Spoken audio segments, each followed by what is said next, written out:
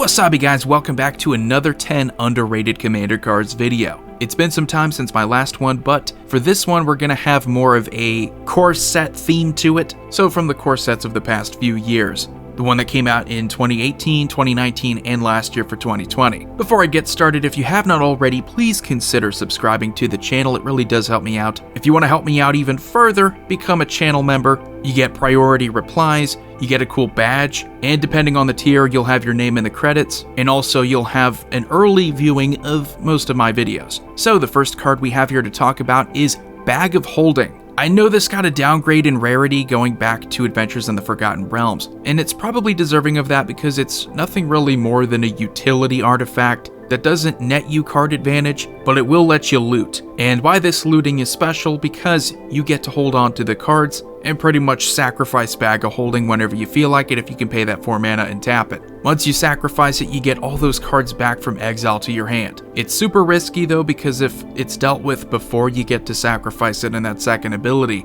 you just straight up lose those cards. I still like it though if you're playing a wheel and deal deck. If you're playing any kind of deck where you go through hands quickly, Bag of Holding will make it so that late game, you get to play with some of the cards that you regretfully discarded. It's unique enough to where I think if we find the right synergy for it, beyond just wheel and deal, it could go up. It could become quite the popular card, as a lot of cheap artifacts tend to be. Next we have another artifact here. We have Chaos Wand. Now I love this card because it's unpredictable, and I think that's why some people stay away from it. You're gambling that for 4 mana and tapping this, you're getting something that's worth it. So instants and sorceries off the top of your opponent's library, you might end up getting a spell that draws you a ton of cards. I think even if you do get something cheap like a Swords to Plowshares, that's still going to be worth it. You also have the potential of using this against your blue opponents. Hopefully you end up getting a counter spell, something like that. The name does lead you to believe that it belongs in more of a chaotic deck, and that's cool. But don't be discouraged from playing this in normal decks, because I think it just makes the game more exciting, not necessarily chaotic.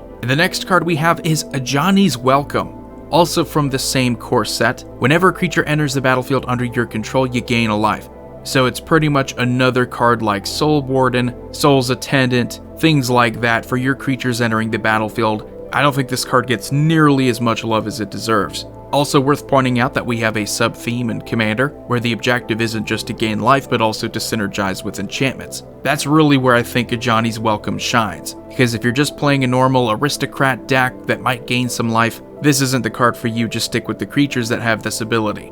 But if you are playing an enchantment deck that wants to gain life, Ajanis Welcome needs to be in there. It gains you just enough life, what you need, and it's not too much of a threat. It's not as easy to get rid of as a creature, so it's going to stay out there and just accumulate a ton of life gain for you. The next one we have is Brought Back from M20. I like a lot of these cards because they are dependent on timing. You have to know when to play them and when not to. After any massive board wipe, after any removal spell that lands 2 of your best permanents in your graveyard, play this. For only 2 mana, you get them back. It's a card that I think, in white especially, where you don't always have the freedom of bringing back several different permanent types, you could really benefit from. Like if you wanted to bring back enchantments straight to the battlefield, this would be a way to do it. White is already pretty good at bringing back creatures. Brought Back is probably one of the cheapest ways that you can bring back permanents straight to the battlefield. So I would consider it just because of how cheap it is. You get a solid response here in white. Not too many of these. And next we have a card I've talked about a lot before, but Sublime Epiphany. All these different things. You can counter a spell, you can counter an activated or triggered ability, you get to bounce a non-land permanent to its owner's hand, you get to create a token that's a copy of target creature you control, or you can have any target player draw a card. So you get to choose all of those modes if you want to, or if you're able to. I think the big distraction here for a lot of people is the 6 mana that you have to pay for it. That being said, any card like this where you have a ton of modes, anything like this that's super versatile, you should always consider for the future. I would also point out,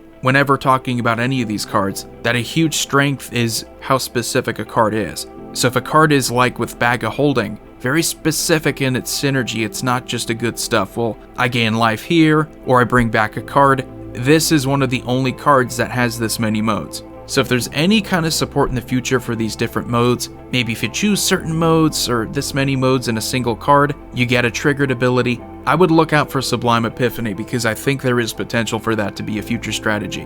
Next we have another card that I think has a ton of potential. It's recognized in some decks, there might be Demon Tribal, but with Embodiment of Agonies, I really like this in Niyami, because Niyami is all about permanence, 3 or less, and removing counters in order to bring them back, so Embodiment of Agonies is perfect for any kind of self-mill deck. It gets a +1/+1 counter for each mana cost among non-land cards in your graveyard, and the reminder text tells us that it's not just, well, 3, 4, 2, it's the specific costs. So if you have a white card in there that's 3 mana, it's different than a black card that's 3 mana, hybrid mana, this or that. There are a ton of ways that you could abuse that. And for only 3 mana, you could end up with a massive creature here with flying and death touch. I like the synergy and support for counter strategies. I love the potential here for self-mill.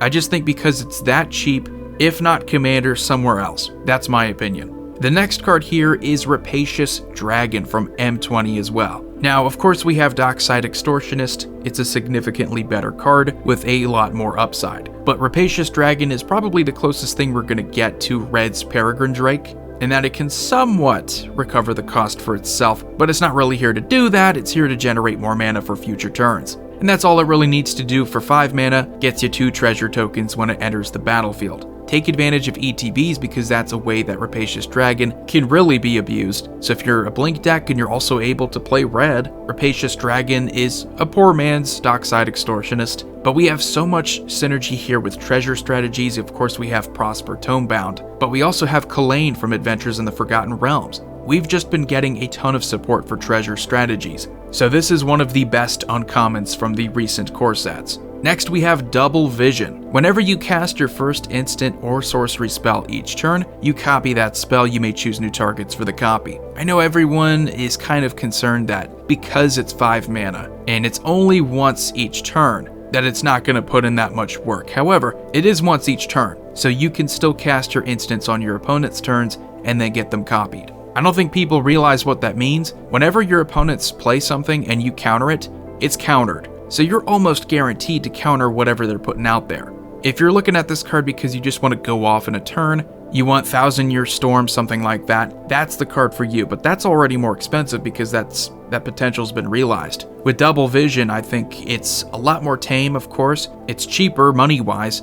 And that's why I have cards on here too. I just want undervalued cards where their potential maybe isn't fully recognized. And next up we have Fierce Empath. Not originally from a core set, you got me, but it's one of the best green cards that I think people stay away from, and I don't understand why. In a singleton format where finding consistency is key, you have a creature that can tutor up another creature that's mana cost 6 or greater. So in green, that's a ton of your creatures. That could be a win con like Craterhoof Behemoth, anything like that. You get that on an ETB. We have some strong creature tutors in the game for green, but Fierce Empath, for what it does, how easy it is to abuse, it belongs in a lot more decks, that's what I can tell you. And then last we have Niyami Esteemed Speaker. A very underrated commander option, and I don't know if people have fully realized the potential of playing a legendary themed strategy outside of something like Captain Sisay. You can certainly do it. There are a ton of good commander options. I believe in the core set 2019 or 2020, we had Kethis. Very similar situation here.